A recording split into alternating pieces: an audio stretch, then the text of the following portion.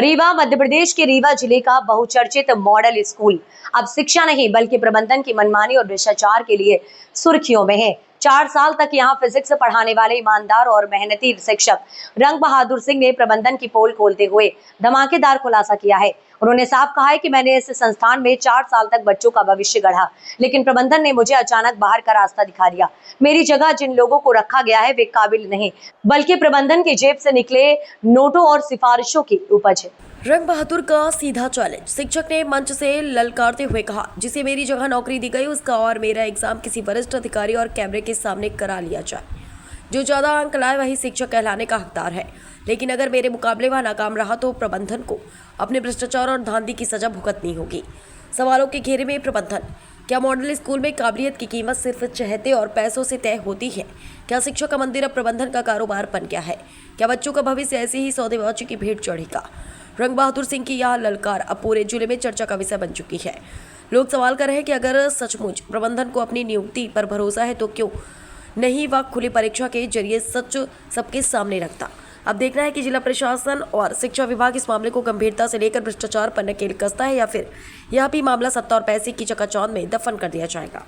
आप देख रहे हैं सौगंधरा की न्यूज में यज्ञ प्रताप सिंह। इस खबर के साथ खबर मध्य प्रदेश के रीवा जिले के, जहां पर बहुचर्चित स्कूल मॉडल स्कूल जिसके नाम लेते ही इस शहर में बच्चों और परिजनों के दिल दोनों ही थम जाते हैं, क्योंकि ना उसकी फीस भर पाना इतना आसान है और ना ही बच्चे को उतना मार्क्स लाकर उस स्कूल में एडमिशन कर पाना आसान होता है। इतनी प्रतिष्ठित स्कूल के अंदर एक शिक्षक लगातार 4 वर्ष से सेवाएं दे रहा था और बच्चों को शिक्षा प्रदान कर रहा था। कहते हैं कि शिक्षा एक मंदिर होता है और जहां पर अशिक्षित व्यक्ति को शिक्षित बनाकर देश का भविष्य तय करने के लिए नियुक्त किया जाता है। उस स्कूल से निकले हुए बच्चे IAS, IPS, कलेक्टर, सेना, आर्मी और किसी भी सिविल सर्विसेज और निम्न चपरासी से लेकर देश के बड़े बड़े पायदानों पर और राजनीतिक संस्थानों पर भी उपस्थित होते हैं। लेकिन ऐसे शिक्षा के मंदिर में शिक्षा कंट्रोल करने वाला प्रबंधक अगर भ्रष्टाचार में लिप्त हो जाए तो उस शिक्षा के मंदिर का क्या मनोदशा होगी और क्या स्थिति होगी, ये अनुमान लगा पाना बड़ा मुश्किल है। आज हम बात कर रहे हैं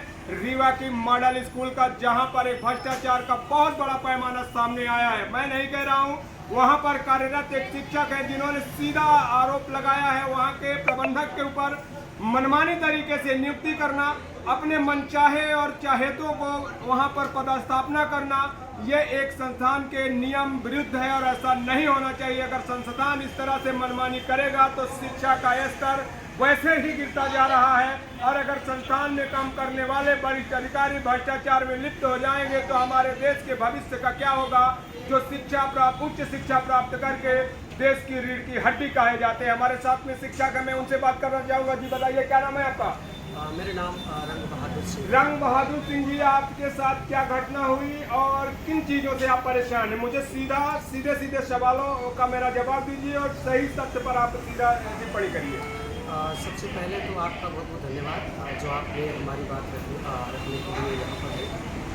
मैं सन 2021 से मॉडल स्कूल में 4 वर्षों से कार्यरत था और वहाँ पर मैं पढ़ा रहा था, लेकिन इसके पश्चात अपन लोगों को 15 मार्च 2025 को हटाया गया, फिर सत्र शुरू होने के पहले, लेकिन फिर अप्रैल में नहीं बुलाया गया। फिर इसके बाद हम लोगों को जुलाई में बुलाया गया। जुलाई में हमने कार्य किया। हटाया क्यों है? आपने बोला हटाया गया, क्या इनका नियम है हटाने का और लेने का? हटाने का नियम ऐसा कुछ नहीं है, केवल ये है कि आपका रिजल्ट अच्छा होना चाहिए और साथ ही आप जो पढ़ाते हैं विद्यार्थियों का अगर मेरिट में भी अच्छा विद्यार्थी करता है तो आप अनवरत बने रहेंगे, इंटरव्यू देने की दोबारा आवश्यकता नहीं है। आप लगातार 4 साल से वहाँ पर बच्चों को शिक्षा प्रदान कर रहे थे। कौन सी सब्जेक्ट पढ़ा रहे थे आप? मैं भौतिक शास्त्र पढ़ा था। भौतिक शास्त्र आप पढ़ा रहे थे।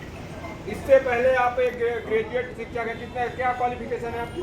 मैं PG किया हूँ फिजिक्स में और हिंदी में भी मैं PG हूँ, B.Ed किया हूँ और अपने पास PGDCM भी है, तो सारा क्वालिफिकेशन ऑलरेडी आपके पास में इतनी सारी डिग्रियां हैं और उन डिग्रियों को लेकर लगातार बच्चों के बीच में आप फिर से नई तरह से रीडिंग कहते हैं कि शिक्षक जब बच्चों को शिक्षा प्रदान करता है उससे पहले और जो अपने आप को नए सिरे से प्रिपेयर करता है, सारे होमवर्क, सारे सवाल, सारे क्वेश्चन आंसर वो लर्न करता है, इसके बाद क्लास में बच्चों को पढ़ाता है। लगातार आप पहले से ही पढ़े लिखे व्यक्ति हैं और बहुत सारी डिग्रियां हैं आपके पास में। 4 साल तक बच्चों के बीच में आप लगातार पढ़े या आप हर सवाल और हर क्वेश्चन का जवाब तैयार करते रहे, तो फिर आपका तो रिजल्ट अव्वल होना चाहिए एग्जाम में, ऐसा क्यों? अव्वल इसलिए भी क्योंकि जब हम लोग कई सालों से पढ़ाते हैं अनुमान हो जाता है कि क्या प्रश्न मंडल पूछने वाला है और कहाँ पर अपने बच्चे को काम करना है। तो ये बच्चों को पढ़ाते पढ़ाते ही अनुभव आ जाता है कि कहाँ से क्या सवाल हो, तो कैसे बच्चों को तैयार किया जाता है। तो हम लोग 4 साल से काम वहाँ पे किया, अचानक सा भर्ती प्रक्रिया करना, जबकि ये नियम में नहीं है। जब भी भर्ती प्रक्रिया होती है तो जब कोई कार्यरत है, हाई कोर्ट का भी अपना एक स्टेटमेंट है कि उसी प्रकृति के नए आप कैंडिडेट को नहीं ला सकते। जब कोई नया कैंडिडेट आएगा तो कैसे विद्यार्थियों को अपने हैंडल करेंगे, कैसे कर पाएगा। तो जो हम 4 साल से कार्य कर रहे थे, तो जो हमारे साथ और भी कैंडिडेट थे तो उनका सिलेक्शन किया गया, केवल मेरा सिलेक्शन नहीं किया गया। और जो जिनका सिलेक्शन हुआ था उसमें सुरेश तिवारी जी हैं, आशुतोष तिवारी जी हैं और राबिन तिवारी जी हैं और एस पी पाठक जी हैं, पूनम पांडे जी हैं।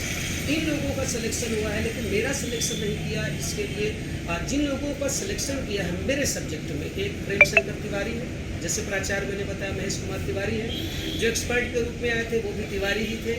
तो अब ये चीज़ किसी न किसी को ये इंगित करती है कि अपने यहाँ पर मैं रोकना चाहूँगा, जिस तरह से एक शिक्षक हैं रंग बहादुर सिंह जी, इन्होंने बताया कि लगातार तिवारी शुक्ला और मिश्रा करके संबंधित लोगों को वहाँ पे नियुक्ति किया। मैं ये नहीं कहना चाहता हूँ कि तिवारी, शुक्ला और मिश्रा वेल एजुकेटेड नहीं होते हैं, लेकिन एक शिक्षक अपनी जो पीड़ा बयां करना चाहता है, एक शिक्षक बहुत सहज और सरल होता है, किसी के ऊपर रोप और प्रत्यारोप लगाने से वो बचता है, क्योंकि एक शिक्षक होता है और उसे पढ़ा लिखा कहा जाता है। लेकिन उनके शब्दों से निकले हुए जो शब्द हैं वो सीधे टारगेट ये करते हैं कि कहीं ना कहीं राजनीतिक प्रक्रिया से जो वहाँ का प्रबंधक है लोगों को नियुक्ति किया है।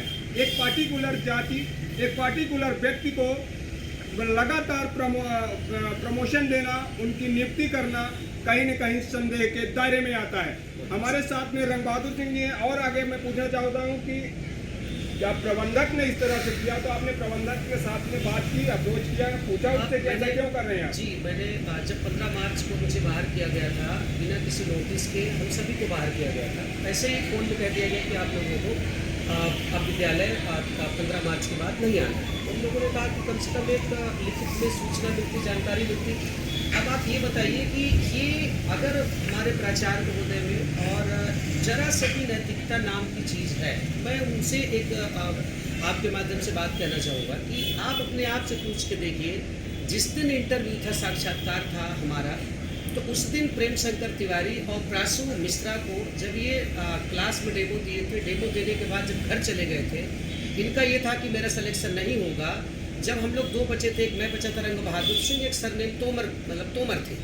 तो फिर आपने उनको दोबारा पुनः घर से बुला करके इंटरव्यू क्यों करवाया? उनको घर से बुला करके इंटरव्यू कराया गया।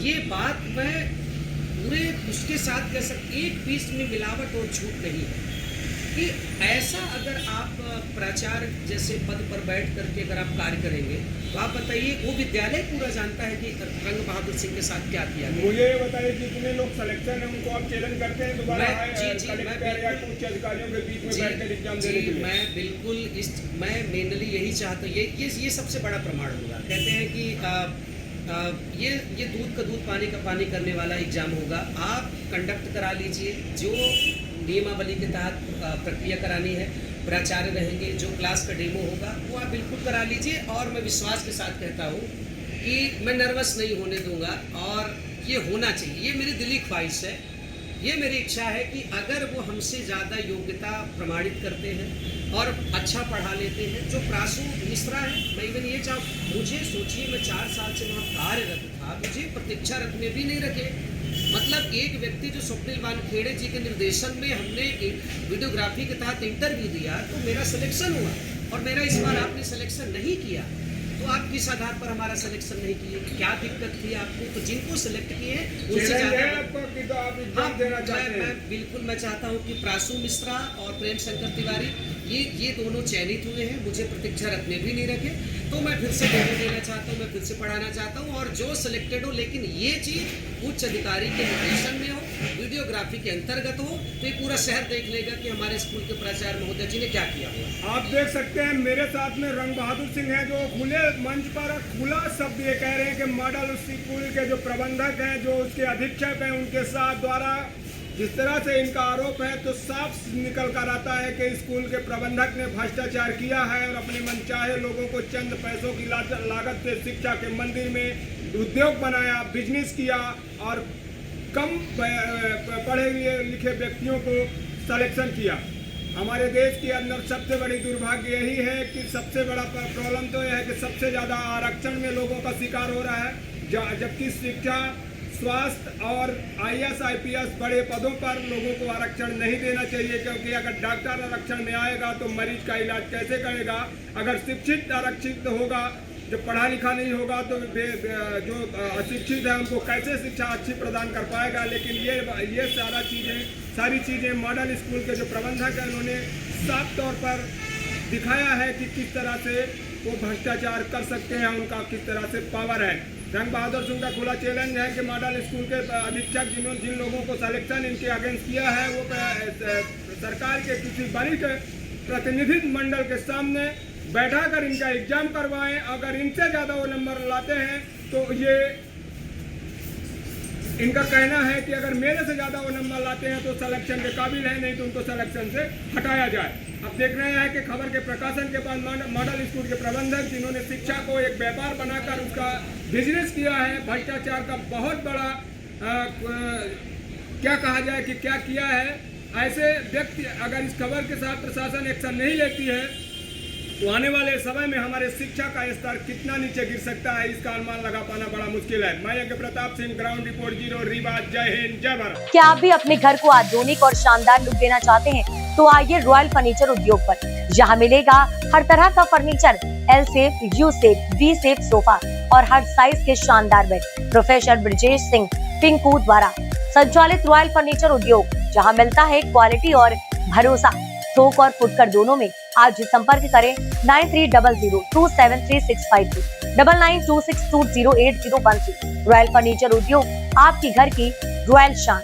नमस्कार, मेरा नाम ब्रजेश सिंह पिंकू है। मैं रॉयल फर्नीचर उद्योग का संचालक हूँ। आप लोग मेरे रॉयल फर्नीचर उद्योग में आके बहुत ही कम रेट में और बहुत ही अच्छी क्वालिटी का फर्नीचर प्राप्त कर सकते हैं और ये अपना हमारा